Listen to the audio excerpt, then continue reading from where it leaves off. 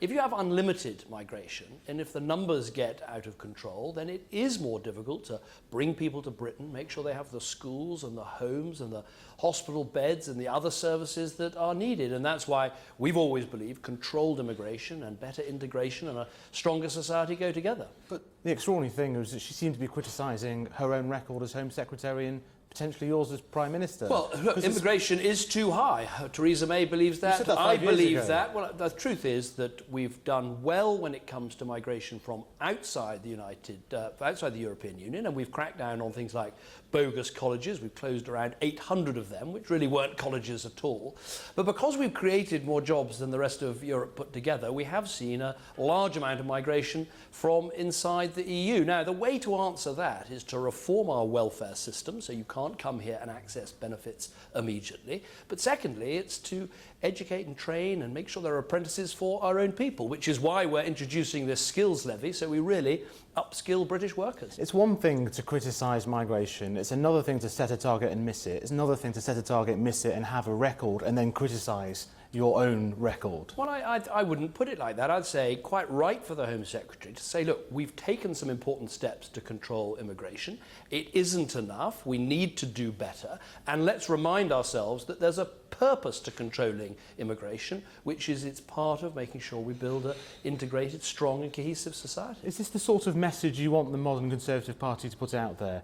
The Lib Dems and the IOD say that this is a speech and that they decry, and UKIP have welcomed the speech. Is this where you're positioning the future of the Conservative Party? What I talk about is the common ground with the British people. The British people want to see not an end to immigration, they want to see controlled immigration. And that's actually a message I receive from many in ethnic minority communities in Britain as well, who are very passionate about this subject. So I think Theresa's speech, and actually if you look at this conference, look at the big speeches from Boris Johnson, from Theresa May, one of the architects of the modernisation of the Conservative Party, from George Osborne yesterday. It's all been of a piece about building a more united, more one nation country, very much in the mould of what I would call modern compassionate conservatism. Why did you not make before the election the case for cutting tax credits from working families? You were asked repeatedly and we didn't get an answer, and now you've done it, and people who voted for you didn't expect their tax credits to be cut. So we made the case before the election that you needed to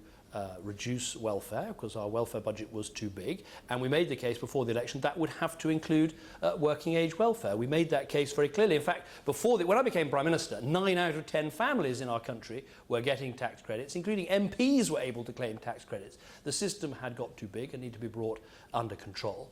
I think what's interesting about these new proposals that are passed through Parliament is they're combined with a national living wage that will give the lowest paid people in our country a £20 a week pay rise next year. Not necessarily the same people. It's the people that get the minimum wage rise aren't the same people that get tax credit cuts, and the timing is different too. Well, the timing is the same actually, because the tax credits and the minimum wage, both national living wage, come in April next year. But the point about the national living wage is that it helps the lowest paid people in our country. The people currently on the minimum wage will see that £20 a week pay rise next year, and it rising to £9 over this Parliament. And of course the people on the lowest incomes get the greatest protection under our tax credit system because they will keep the existing award of the child tax credit. Some of your MPs, they made the case on the doorstep. You won seats facing the Labour Party, you won seats in Lib Dem areas on the basis that they thought other people's benefits were going to be cut and not their tax credits. Are you listening to your MPs, and even Boris Johnson,